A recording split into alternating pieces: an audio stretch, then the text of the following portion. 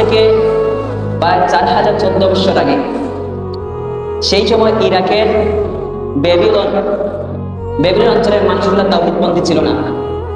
মানুষগুলা তাওহীদ থেকে অনেক দূরে চলে গিয়েছিল। নূহ আলাইহিস সালামের প্রজন্মের পর মানুষ কিছুটা তাওহীদপন্থী ছিল, কিন্তু ধীরে ধীরে তারাও তাওহীদ থেকে অনেক দূরে চলে যায়। ঠিক আছে, তখনকার মানুষগুলো মূর্তি পূজা করত এবং সূর্যের পূজা করত, গাছ গাছালি পূজা করত তখনকার মানুষগুলো। আর মানুষ এটা বিশ্বাস করত যে ওই মূর্তিগুলা তাদের ভাগ্য নির্ধারিত করে, মূর্তিগুলা তাদের হেল্প করে, সাহায্য করে। নাউজুবিল্লাহ, তখনকার মানুষ এটা মনে করত। আর তখনকার মানুষগুলা তাওহীদপন্থী ছিল না, প্রত্যেকটা এলাকায় অঞ্চল অঞ্চল শিরক ছিল, মানুষগুলো মূর্তি পূজা করে তখনকার মানুষগুলা। ঠিক আছে, সেই সময় একজন অত্যাচারী বাদশা ছিল, তার নাম ছিল নমরুদ।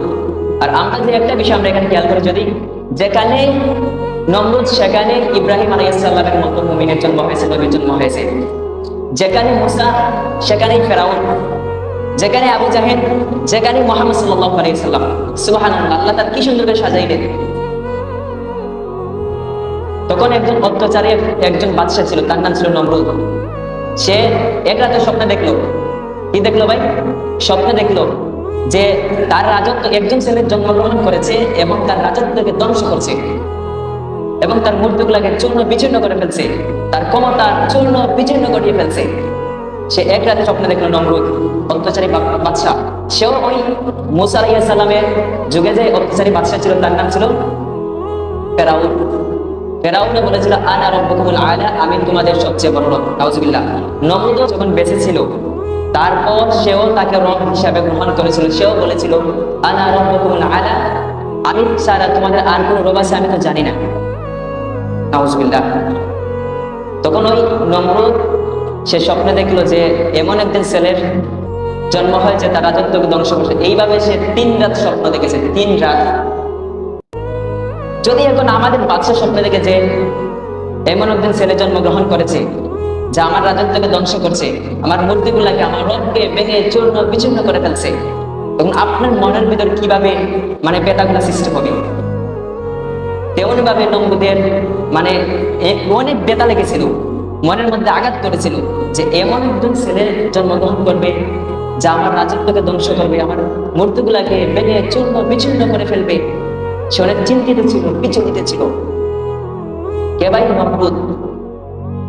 তখন ওই নমরুদ একজন জ্যোতিষীর কাছে গেল। কার কাছে গেল ভাই? জ্যোতিষীর কাছে। জ্যোতিষীর কাছে গিয়ে বলল যে আমার এই স্বপ্নটার ব্যাখ্যা দাও। যখন জ্যোতিষীরা ভয় পেয়েছিল, যদি এই স্বপ্নের ব্যাখ্যা দেয় হয়তো আমাদের পরবর্তীতে নমরুদ আমাদেরকে মেরে ফেলতে পারে, ভুল বুঝে মেরে ফেলতে পারে। তখন নমরুদ বলল যে আপনারা নির্ভয়ে বিশ্লেষণ করতে পারো এই স্বপ্নটা, কোনো সমস্যা নেই। তখন তারা বলল যে আপনি যে স্বপ্নটা দেখেছেন, এই স্বপ্নের মধ্যে আমরা স্পষ্ট দেখতে পাচ্ছি যে এমন একজন ছেলে এই বছরে জন্মাবে যা আপনার রাজত্বকে ধ্বংস করবে, আপনার ক্ষমতার পতন ঘটাবে, তারপর আপনার মূর্তিগুলাকে, আপনার রবগুলাকে ভেঙে চূর্ণ বিচূর্ণ করে ফেলবে। তখন নমরুদ তো আরো বিচলিত হয়ে পড়ল। কি হলো ভাই? তখন নমরুদ আরো বিচলিত হয়ে গেল। বিচলিত হয়ে যাওয়ার পর তখন তার বাহিনীকে অর্ডার দিল যে যারা যারা গর্ভবতী নারী আছে তাদের প্রতি বিশেষভাবে খেয়াল রাখার জন্য, নজর রাখার জন্য বলল, এবং যখন কোন সন্তান জন্মগ্রহণ করে তাদেরকে হত্যা করে ফেলে। নাউজুবিল্লাহ। মুসা আলাইহিস সালামের জামানার মতো, মুসা আলাইহিস সালামের জামানার মতো তখন এইভাবে চললো। তখন ইব্রাহিম আলাইহিস সালামের মা, এখান থেকেই আমার গল্পটা শুরু হবে ইনশাআল্লাহ। আমি যার কথা বলবো কোরআন হাদিসের আলোকে বলবো ইনশাআল্লাহ। যদি কোনো মুখ ফেসকে কোনো ভুল ত্রুটি হয়ে থাকে আপনি আমার দৃষ্টিতে দেখবেন আমাকে। তখন ইব্রাহিম আলাইহিস সালামের মা ছিলেন বুদ্ধিমতী, তিনি ছিলেন মুমিনা, তিনি অনেক বুদ্ধিমতী ছিলেন। তখন তার গর্ভে ছিল হযরত ইব্রাহিম আলাইহিস সালাম। কে ছিল ভাই? ইব্রাহিম আলাইহিস সালাম। তখন যখন তাদেরকে চেক করা হচ্ছে, পরীক্ষা করা হচ্ছে যে কার গর্ভে সন্তান আছে, তাদের হত্যা করতে হবে, কারণ এর আগে স্বপ্নে দেখেছিল না নমরুদ এমন একজন ছেলের জন্মগ্রহণ করেছে, তার রাজত্বকে ধ্বংস করছে। তখন সে এমনিতেই বিচলিত, চিন্তিত। তখন ইব্রাহিম আলাইহিস সালাম মা গর্ভবতী ছিলেন, তখন তিনি তার গর্ভে ছিলেন বোঝা যেত না, ইব্রাহিম আলাইহিস সালাম যে গর্ভবতী ছিলেন বোঝা যেত না। তখন তিনি দূরবর্তী এলাকায় চলে গেলেন, পাহাড়ের মধ্যে চলে গেলেন। কোথায় গেলেন ভাই? একটি পাহাড়ের মধ্যে চলে গেলেন। পাহাড়ের মধ্যে যাওয়ার পর সেইখানে ইব্রাহিম আলাইহিস সালামকে জন্ম দিলেন, সুবহানাল্লাহ। এবং সেখানে ইব্রাহিম আলাইহিস সালাম বড় হতে লাগলেন, বেড়ে উঠলেন। আর এখানে মানুষ কি জানতো এই পাহাড়ের মধ্যে, এই গুহার মধ্যে এমন একজন ছেলে জন্মগ্রহণ করেছে যা তার রাজত্বকে ধ্বংস করবে, যা তার ক্ষমতাকে ধ্বংস করবে। তার হাতেই তাওহীদের শিকড় উঠবে, তার হাতেই তাওহীদের পতাকা উঠবে, তার হাতেই লক্ষ কোটি কোটি মানুষগুলা তাওহীদের শিকড়ে আসবে, কালিমা নসিব করবে। আর তখনকার সময় কিন্তু এমন কালিমা ছিল না। আমি একটা হাদিসে পেয়েছি যে আমরা মনে করি আশহাদু আল্লা ইলাহা ইল্লাল্লাহ মুহাম্মাদুর রাসূলুল্লাহ, সেখানে এটা ছিল না, অন্যটা ছিল। সেখানে ছিল ইব্রাহিম রাসূলুল্লাহ। সেই সময় ওই গুহার মধ্যে যখন ছেলেটা জন্মগ্রহণ করলো, তখন জন্মগ্রহণ করার পর ইব্রাহিম আলাইহিস সালামের মা চলে আসলেন। চলে আসার পর সেখানে ছোট্ট ইব্রাহিম আস্তে আস্তে বড় হতে লাগলেন, গুহার মধ্যে একা লুকিয়ে বড় হতে লাগলেন। যখন তিনি ইব্রাহিম আলাইহিস সালাম গুহার মধ্যে বড় হতে লাগলেন, তখন তার মা লুকিয়ে লুকিয়ে মাঝে মাঝে যেতেন ইব্রাহিম আলাইহিস সালামকে খাবার এবং দুধ পান করিয়ে আসতেন। একদিন ইব্রাহিম আলাইহিস সালাম চমকে গেলেন, আশ্চর্য হয়ে গেলেন যে ইব্রাহিম আলাইহিস সালামের কাছে গেলেন, দেখলেন ইব্রাহিম আলাইহিস সালাম আঙ্গুল চুষছেন। আমাদের হাতের আঙ্গুল ছিল না পাঁচটি আঙ্গুলগুলো চুষছেন। তখন তিনি অনেক হাসতেছিলেন এবং আঙ্গুলগুলো চুষতেছিলেন। তখন ইব্রাহিম আলাইহিস সালাম মা দেখলেন যে তার ক্ষুধার কোনো মানে যাদের ক্ষুধা থাকে তাদের চেহারা দিকে তাকালে বোঝা যায়, এমন কোন ছিল না, এমন কোন ধারণা ছিল না। ঠিক আছে ভাই? তখন তিনি দেখলেন যে ইব্রাহিম আলাইহিস সালামের এক আঙ্গুল থেকে দুধ বাহির, অন্য আঙ্গুল থেকে মধু, এইসব বাহির, পাঁচটা আঙ্গুল থেকে পাঁচটা ধরনের জিনিস বাহির হচ্ছে। পাঁচটা বর্ণনা দিচ্ছি না, দিলে আরো লম্বা হয়ে যাবে। ঠিক আছে? তখন ইব্রাহিম আলাইহিস সালাম মা চলে আসলেন। আর ইব্রাহিম আলাইহিস সালাম বাবা ছিলেন মূর্তি পূজারীদের সর্দার। ইব্রাহিম আলাইহিস সালাম বাবা মূর্তি পূজারীদের সর্দার ছিলেন, তিনি স্ট্যাচু মেকার ছিলেন। তিনি নিজেই মূর্তিগুলো বানাতেন এবং বাজারে বাজারে বিক্রি করতেন। সেই ঘরেই আল্লাহ তাআলা ইব্রাহিম আলাইহিস সালামের জন্ম দিলেন, একজন মূর্তি পূজারীর ঘরে।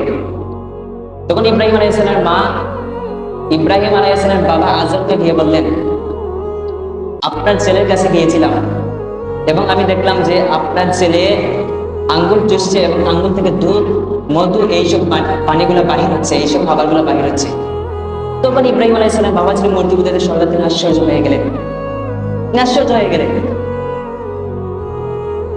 তখন ইব্রাহিম আলাইহিস সালাম বাবার বুঝতে দেরি নেই যে ওই ছেলেটাই, ওই যে নমরুদ স্বপ্নে দেখেছিল, ওই ছেলেটাই হয়তো নমরুদের দুশমন হয়ে উঠবে। চিন্তিত হয়ে উঠলেন, বিচলিত হয়ে উঠলেন। একদিন ইব্রাহিম আলাইহিস সালামের মা যখন ইব্রাহিম আলাইহিস সালামের কাছে গেলেন, আমি তিনটা বর্ণনা পেয়েছি যে ইব্রাহিম আলাইহিস সালাম গুহার মধ্যে 7 বছর, 9 বছর, 11 বছর তিনি কাটিয়েছিলেন গোপনে, কেউ জানত না। যখন তিনি এই গুহার মধ্যে থেকেছিলেন, যখন ইব্রাহিম বড় হতে লাগলেন, তার মার কাছে গেলেন, যাওয়ার পরে বললেন, হে মা শোনো, এখান থেকে গল্পটা শুধু আপনার মনোযোগ দিবেন, নাহলে বুঝবেন না। যে ইব্রাহিম আলাইহিস সালাম বললেন, হে মা শোনো, আপনার রবকে, এখান থেকে জ্ঞানতান্ত্রিক যুদ্ধগুলো শুনে ইব্রাহিম আলাইহিস সালাম বললেন, আপনার রবকে। তখন তার মা ইব্রাহিম আলাইহিস সালাম মা বললেন, আমার রব তোমার বাবা আযর। আউযুবিল্লাহ। তখন ইব্রাহিম আলাইহিস সালাম শান্তি মিলল না। তার ইচ্ছা ছিল, আকাঙ্ক্ষা ছিল তার রবের দিকে, তার সত্যিকারের রবকে খুঁজে পাওয়া। ইব্রাহিম আলাইহিস সালাম সুবহানাল্লাহ।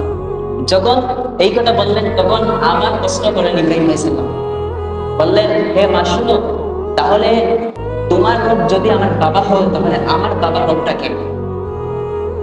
তখন ইব্রাহিম আলাইহিস সালাম চুপ করিয়ে দিলেন, বললেন, এই সন্তান, এতগুলা জানার দরকার নেই, তুমি এখন ছোট রয়েছে। তখনকার সময় ইব্রাহিম আলাইহিস সালাম মুশরিকা ছিলেন, বর্ণনা পেয়েছি।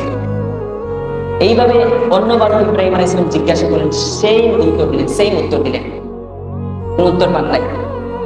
একদিন রাতের বেলায় মা গেলেন এবং বললেন, হে ইব্রাহিম, তুমি রাতের বেলায় গুহা থেকে বাইর হবে, কিন্তু দিনের বেলায় বাইর হতে পারবে না।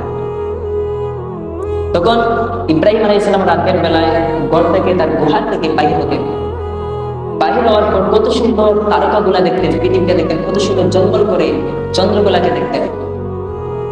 কুরআনুল কারীমে আসছে ইব্রাহিম আলাইহিস সালাম যখন গুহা থেকে বাইরে হলেন, ফালাম্মা জান্না আলাইহিল লাইলা, যখন তাকে রাত আচ্ছন্ন করলো, কাউকাবা, তখন তিনি একটি তারকা দেখতে পেলেন, নক্ষত্র দেখতে পারলেন।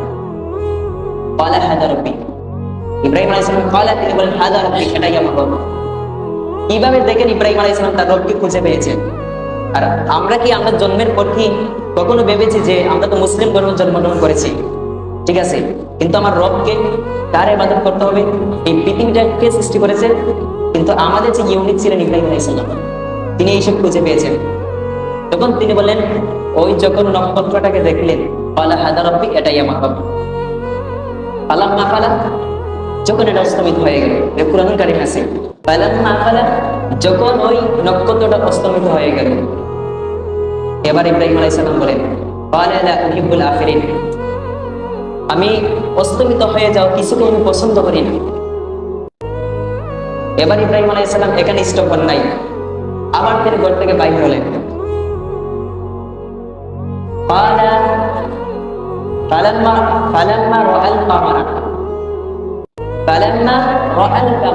যখন তিনি রাতের বেলা দেখতে পেলেন, আকাশের চাঁদটা দেখতে পারলেন, বাজিগা মানে জলমল করছে।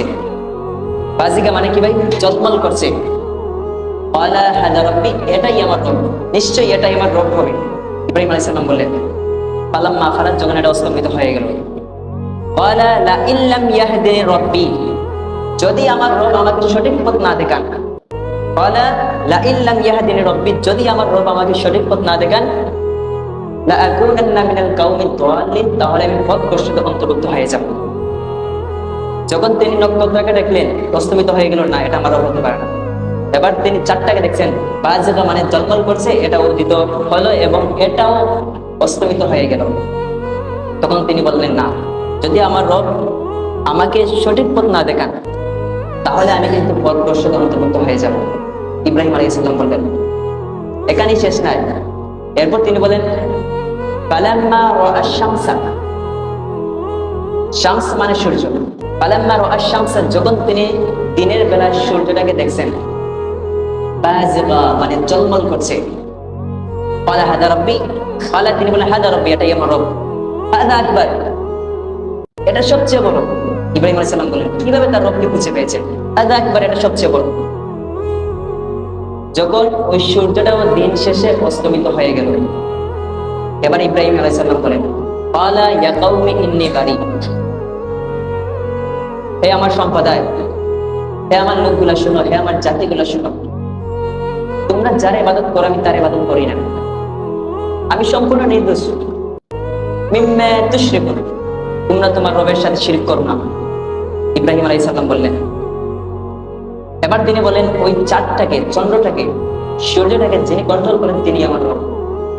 এবার তিনি বললেন, হাত তুলে বলেন, সাইলেন্ডার করলেন আল্লাহ তাআলার কাছে, ইন্নী ওয়াজজাহাতু ওয়াজহিয়া লিল্লাযী ফাতারাস সামাওয়াতি ওয়াল আরদা হানিফা ওয়া মা আনা মিনাল মুশরিকিন।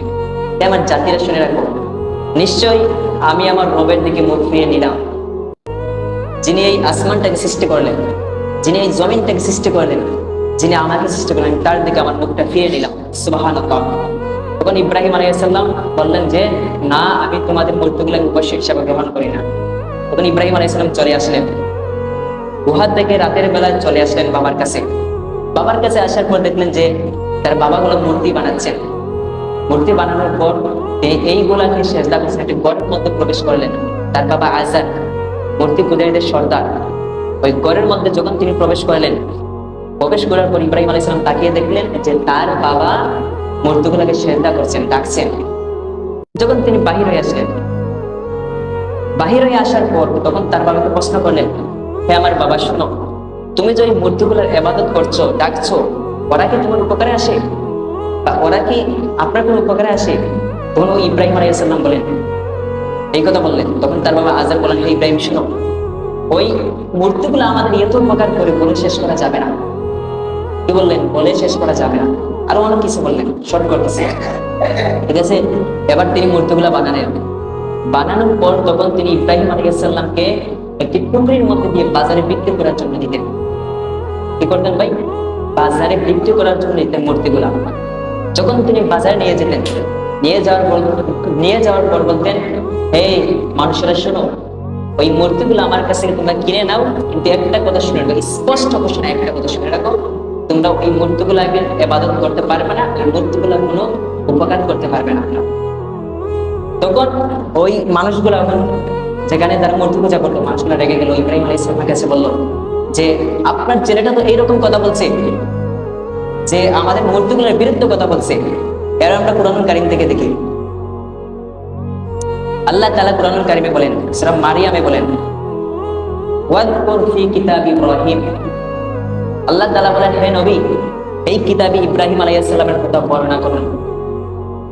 ইন্নাহু কানা সিদ্দিকান নাবিয়্যা, নিশ্চয়ই ইব্রাহিম আলাইহিস সালাম ছিলেন একজন সত্যবাদী নবী।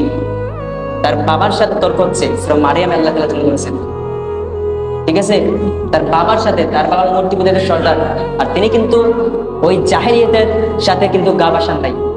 তিনি ছিলেন ইউনুক ছিলেন, তাদের সাথে কিন্তু মূর্তি পূজা করেন নাই। তিনি এমন একটা শহরে জন্মগ্রহণ করলেন, আশেপাশে মানুষগুলা মূর্তি পূজা করতো, ইভেন তার বাবা মূর্তি পূজার সর্দার। তেমনি ভাবে আমরা মুহাম্মদ সাল্লাল্লাহু আলাইহি ওয়াসাল্লামের জীবনীটা দেখি, তিনি এমন একটা সমাজে তিনি জন্মগ্রহণ করলেন, আশেপাশের মানুষগুলো মূর্তি পূজা করে, নারীদের অবমাননা, এইভাবে চলছে সমাজটা।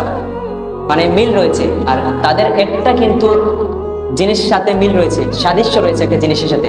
যেমন ইব্রাহিম আলাইহিস সালামের সাথে রয়েছিলেন সারা আলাইহিস সালাম এবং হাজার আলাইহিস সালাম।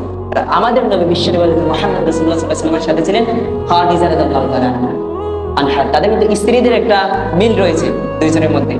তারা যখন দুঃখের দিনে ছিলেন, তারা তাদের স্ত্রীলোকগুলোই তাদের পাশে ছিল।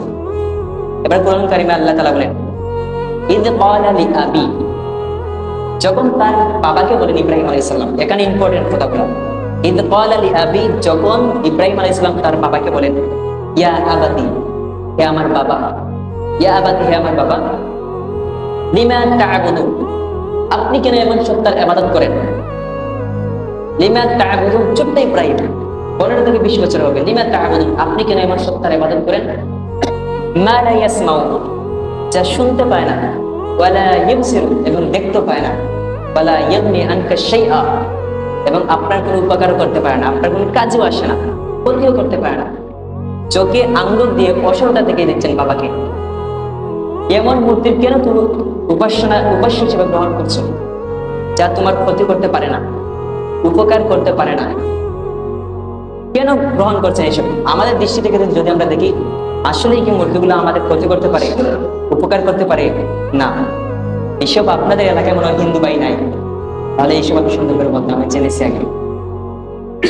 তারপর আবার তিনি বলেন, ইয়া আবাতি, হে আমার বাবা, ইন্নী ক্বাদ জাআনি মিনাল ইলম, হে আমার বাবা শুনো, আমার কাছে একটি জ্ঞান এসেছে, তুমি আমাকে অনুসরণ করো। আল্লাহ তাআলা সৃষ্টি সম্পর্কে আমার কাছে একটি জ্ঞান এসেছে, যা তোমার কাছে আসেনি। মা লাম ইয়াতিকা, যা তোমার কাছে আসেনি, ফাত্তাবি'নি, তুমি আমাকে অনুসরণ করো। ইব্রাহিম আলাইহিস সালাম তার বাবাকে বলছেন, ফাত্তাবি'নি, তুমি আমাকে অনুসরণ করো, আহদিকা সিরাতান সাওয়িয়া, আমি আপনাকে সঠিক পথ দেখাবো, রবের দিকে তোমাকে নিয়ে যাব। ওই যে ভাই ইগো প্রবলেম, তাদের কি ছিল? তার বাবার ইগো প্রবলেম ছিল। ছোট্ট ইব্রাহিম, 15 থেকে 20 বছরের হবে ছেলেটা, এই ছেলেটা আমাকে এইসব বলছে, গায়ে লাগবে না? এখন ছোট্ট মানুষ, এখনো যদি কোনো ছোট মানুষের কাছে যদি পাহাড় সমান জ্ঞান থাকে না কেন, যদি তারা কোনো বয়স্ক মানুষের কাছে যায়, তখন তারা সেম ইগনোর করবে। ছোট্ট ছেলে, ও আর কি করবে? সেম তার বাবা ইগনোর করলেন। শর্ট করছি, এত ব্যাখ্যা দেওয়ার সময় নেই এখানে। ইয়া আবাতি, হে আমার বাবা, লা তা'বুদ শাইতান, তুমি শয়তানের গোলামি করো না।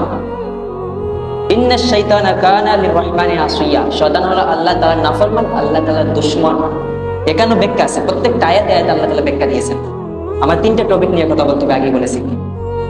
ইয়া আবাতি, হে আমার বাবা, ইন্নী আখাফু আইয়ামাসসাকা আযাবাম মিনার রহমান ফাতাকুনু লিশ-শাইতানি ওয়ালিয়্যা।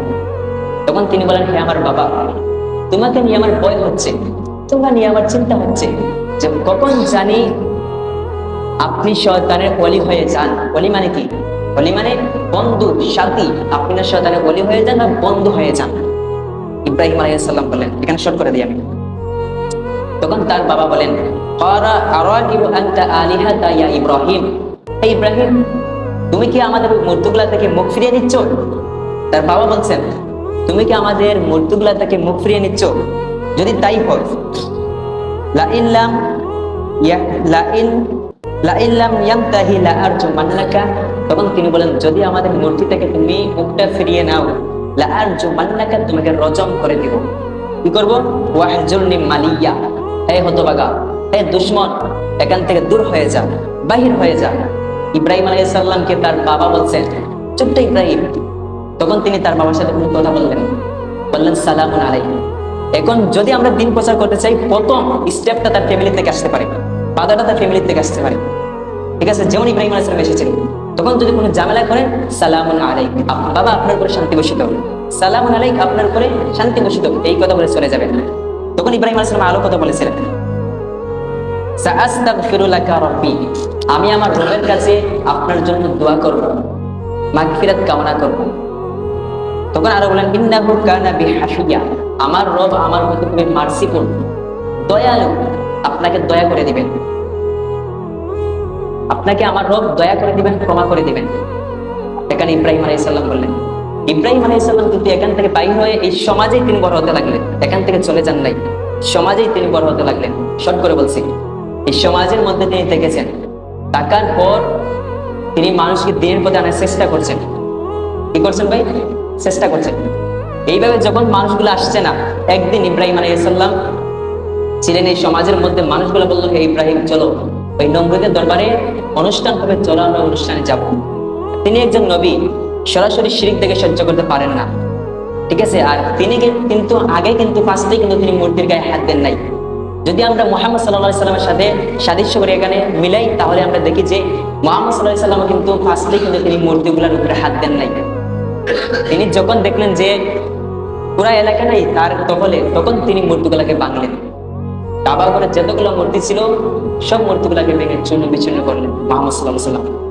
তখন ইব্রাহিম আলাইহিস সালামকে সবাই বলল, হে ইব্রাহিম, চলো আমাদের অনুষ্ঠানে চলো। ইব্রাহিম আলাইহিস সালাম আকাশের দিকে তাকালেন, আল্লাহর কসম করে বলেন, ইন্নী সাকিন, নিশ্চয়ই আমি অসুস্থ। ইব্রাহিম আলাইহিস সালাম বলেন, ইন্নী সাকিম, নিশ্চয়ই আমি অসুস্থ। তার বাবাও বলছিলেন, আজরও বলছিলেন, ইব্রাহিম চলো। তখন ইব্রাহিম আলাইহিস সালাম বললেন, আমি অসুস্থ, আমি যেতে পারবো না। কিন্তু তিনি মোটেও অসুস্থ ছিলেন না, বাহানা ছিল। সব কানে এই বাহানাটা করতে যাবেন না। যেখানে দেখেন যে গেলে গুনাহ হবে, আপনার সাথে শিরিক, সরাসরি শিরিক হবে আল্লাহর সাথে, আপনি সহ্য করতে পারবেন না, তখন বলতে পারেন ইন্নী সাকিম, আমি অসুস্থ।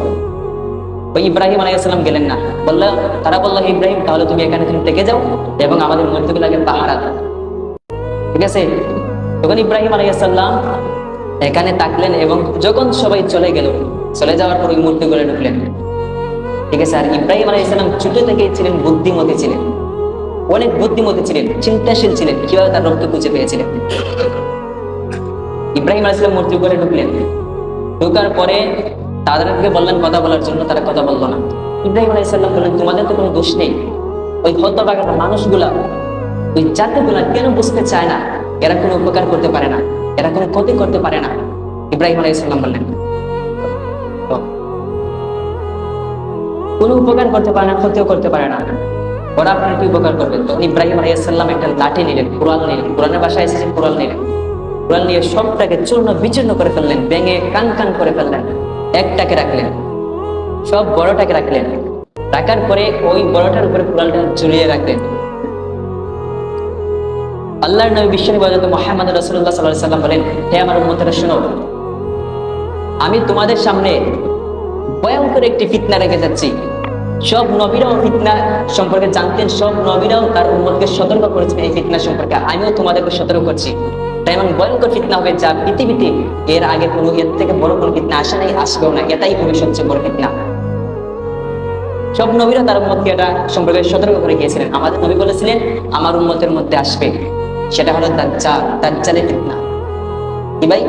দাজ্জালের ফিতনা। এখানে একটা হাদিস বলতে পারি আমি। তামিম দারি রাদিয়াল্লাহু তাআলা আনহু, তিনি ছিলেন খ্রিস্টান ধর্মের লোক। ইতিপূর্বে তিনি ইসলাম ধর্ম গ্রহণ করেছেন। 30 জন লাখান এবং জুজাম গোত্রের 30 জন তারা নৌবাহিনীতে বাহির হলেন। কোথায় ভাই? নৌবাহিনীতে তারা বাহির হইলেন না ভ্রমণ করার জন্য। ইতিপূর্বে ঝড় তুফান শুরু হয়ে গেল, আর আগে পাল ছিল, পাল টাঙিয়ে যেত, কোনো মেশিন ছিল না এটার মধ্যে। ঠিক আছে, যখন তিনি গেলেন, ঝড় তুফান শুরু হয়ে গেল, একটি এলাকার মধ্যে টেকলো, একটি গুহার মধ্যে টেকলো, সমুদ্রের পাশে গিয়ে তাদের নৌকাটি টেকলো। তখন তামিম দাঁড়িয়ে আল্লাহ তাআলা এবং তার সঙ্গীরা নৌকা থেকে নামলেন, মানে অবরণ করলেন। করার পরে তিনি একটি প্রাণীকে দেখতে পারলেন, সমস্ত শরীর কেশ দিয়ে ভরা, মানে লোম দিয়ে ভরা। তখন ওই তামিম দাঁড়িয়ে বললেন, হে ভাই তুমি কে? তখন সে বলল, আমি জাসসাসা। নাম শুনেছেন? প্রাণীটির নাম আছে জাসসাসা। তখন তিনি বললেন, তুমি কি চাও? তখন সে বলল যে একজন ব্যক্তি আপনাদের জন্য অপেক্ষা করছে ওই গুহার মধ্যে, ওই ঘরের মধ্যে। তখন তামিম দাঁড়িয়ে আল্লাহ তাআলা বলেন, আমরা গেলাম ওই ঘরের মধ্যে। যাওয়ার পরে একজন মানুষ দেখলাম দানব আকৃতির, শিকল দিয়ে বান্ধা, চুলগুলা আউলে জাউলা করা এবং হাতগুলা বড় বড়, এক চোখ কানা, কপালের মধ্যে কাফের লেখা। গেলেন এবং বললেন, তুমি কে? তোমার জন্য ধ্বংস। তামিম দাঁড়িয়ে বললেন। তখন তিনি বললেন যে আমার পরিচয় তুমি পরে জানবে, আগে তুমি আমাকে 3টি প্রশ্নের উত্তর দাও, 3টি প্রশ্নের জবাব দাও। তামিম দাঁড়িয়ে বললেন। তখন তিনি বললেন, বলো তোমার 3টি প্রশ্ন কি? 1 নম্বর, তাবারিয়া নদী কি পানি আছে? তখন তিনি বলেন, হ্যাঁ তাবারিয়া নদী পানি আছে। এখন গুগলে সার্চ মারেন, মোবাইল তো সবার কাছে আছে, দেখেন তাবারিয়া নদী পানি আছে কিনা। 1 নম্বর প্রশ্ন। তখন সে বলল, অতি শীঘ্রই ওই তাবারিয়া নদের পানিগুলো শুকিয়ে যাবে, তারপর আমার আগমন ঘটবে। 2 নম্বর, বাইসান খেজুর গাছে কি এখনো খেজুর আছে? তখন সে বলল, তামিম দাঁড়িয়ে বললেন যে বাইসান খেজুর গাছে এখনো খেজুর আছে, প্রচুর পরিমাণ খেজুর দেয়। এখন গুগলে সার্চ করেন আছে কিনা। দূর এলাকা থেকে এগুলা রিজার্ভ করে কিনে এনে রোপণ করা হয় এখন বাইসানের খেজুর গাছগুলা। তখন তিনি বলেন, অচিরেই বাইসানের খেজুর গাছগুলা ধ্বংস হয়ে যাবে, খেজুর দ্বারা বন্ধ হয়ে যাবে। 3 নম্বর, ওই একটি ঝর্ণার কথা মনে নেই আমার হতো, ওই ঝর্ণার মধ্যে কি এখানে পানি আছে? মনে হয়তো এটা জোগাড় কি মনে হচ্ছে, জোগাড়ের ঝর্ণার মধ্যে কি এখন পানি আছে? এ দিয়ে কি মানুষ কৃষি কাজ করে? তখন তামিম দাঁড়িয়ে বললেন, হে, জোগাড়ের ঝর্ণা দিয়ে মানুষ কৃষি কাজ করে এবং এখানে প্রচুর পরিমাণ পানি আছে। তিনি বললেন, অচিরেই ওই কৃষি কাজগুলো বন্ধ হয়ে যাবে এবং জোগাড়ের জন্য পানিগুলো বন্ধ হয়ে যাবে। এখন সার্চ মারেন, দেখেন। তারপরে আমার আত্মপ্রকাশ হবে, আমি বাইরে আসবো, আল্লাহ তাআলা আমাকে এখান থেকে ছেড়ে দিবেন। 2টি আফসোস আমার। দাজ্জাল বলছে তামিম দাঁড়িকে, ও 2টি আফসোস, 2টা জিনিসের মধ্যে প্রবেশ করতে পারবো না, 2টি জায়গার মধ্যে আমি প্রবেশ করতে পারবো না। আমি শেষ জামানা নিয়ে অনেক স্টাডি করেছি, ঠিক আছে? আল্লাহ তাআলা এখন আমাকে স্টাডি করার তৌফিক দান করে দিয়েছেন এবং আপনাদের এখানে যেভাবে এসেছে এইভাবে দিন প্রচার করি। আমি এখানে কোনো কথা বা লুকিয়ে বা কাউকে ভয় পেয়ে বলবো না। সেই দিন আল্লাহ তাআলা আমাকে কাঠগড়ায় দাঁড় করাবেন, বলবেন, হে জুনাইদ, তোমাকে দিন প্রচার করার জন্য দিয়েছিলাম, তুমি কেন এমন এমন কথা বলো নাই? কাঠগড়ায় দাঁড়াতে হবে তো।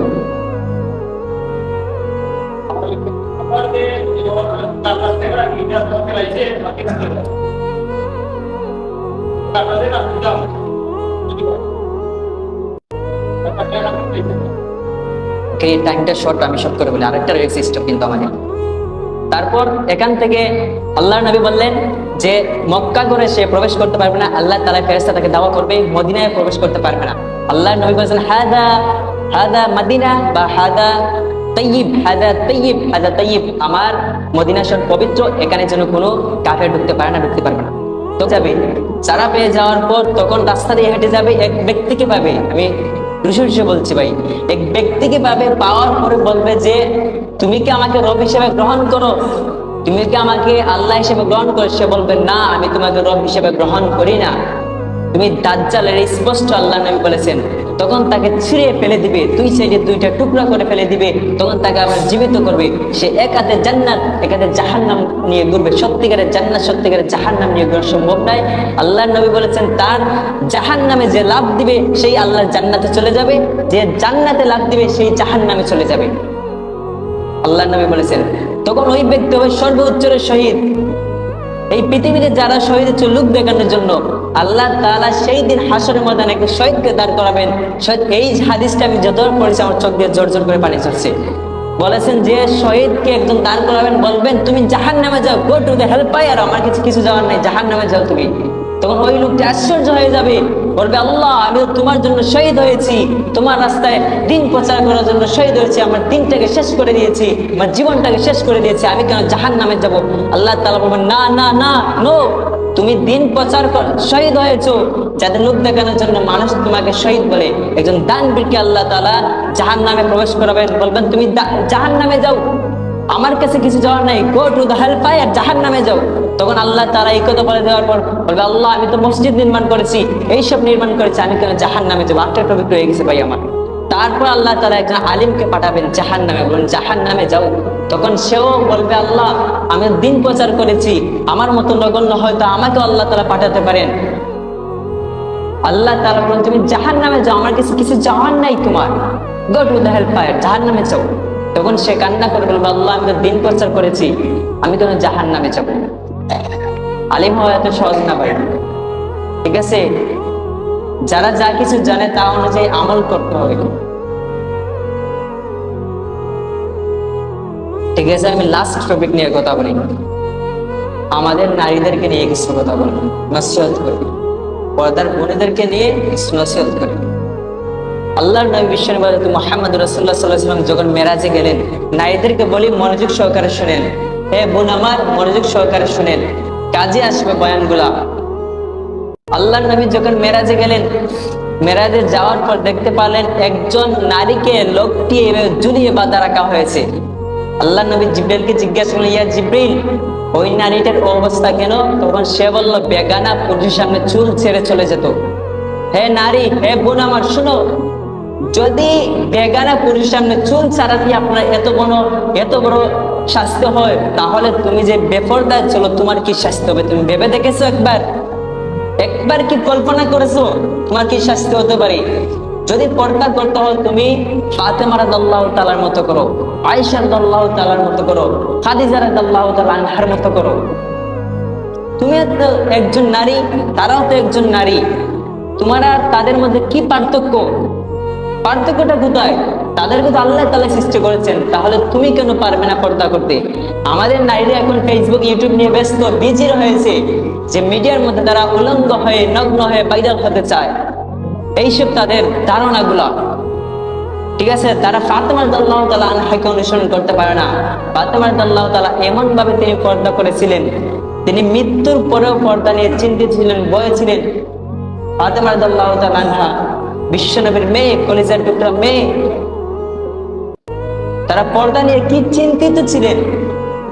যখন আয়েশা রাদিয়াল্লাহু তাআলা বলেন, যখন পর্দার বিধান নাজিল হয়ে গেল, নাজিল হওয়ার পর মক্কার নারীরা তাদের চাদর দিয়ে তারা বডিটাকে ঘিরে রাখতো বা ঢেকে রাখতো, বিনা কাজে তারা ঘর থেকে বাইর হতো না,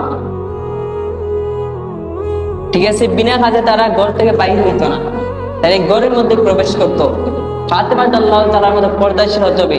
তিনি মৃত্যুর পরে, যখন তার মৃত্যুর সময়টা গড়িয়ে আসছে, কাশি আসছে, তখন তিনি চিন্তিত হয়ে গেলেন, অনেক কান্না করলেন।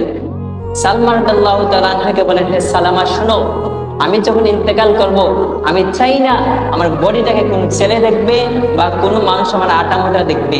তখন সালামা রাদিয়াল্লাহু তাআলা বলেছিলেন, হে ফাতেমা শোনো, তুমি যখন ইন্তেকাল করবে, আমি একটি নিয়ম জানি।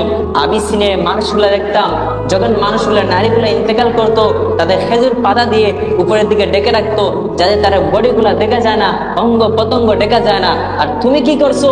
তোমার তো দুনিয়ায় থাকা অবস্থায় তোমার কোনো চিন্তা নাই পর্দা নিয়ে, আর তুমি পরকাল নিয়ে কি চিন্তা করবা? বেশিরভাগ কিন্তু নারীই যাবে জাহান্নামে। নারীদেরকে আল্লাহ নবী জাহান্নামে দেখে এসেছেন। আমাদের বোন, আমাদের নারীরা, আমাদের নারীরা কেন পর্দা করবে না? তারা কি আমাদের না? আমাদের মা, আমাদের বোন কি আমাদের না? তারা আমার কথা শুনবে না? কি শুনবে? হ্যাঁ, বেপরদায় কেন তাদেরকে আমরা ছেড়ে দিব? আল্লাহ তাআলার কাছে কাঠগড়ায় দাঁড় হতে হবে, আল্লাহ তাআলা দাঁড় করে বলবেন, তোমার মা, তোমার বোন, তোমার বাচ্চাকে কি পথে চালিয়েছো? আর এখানে একটা কথা বলি, আল্লাহ তাআলা বলেছেন, যে নবী বলেছেন, যে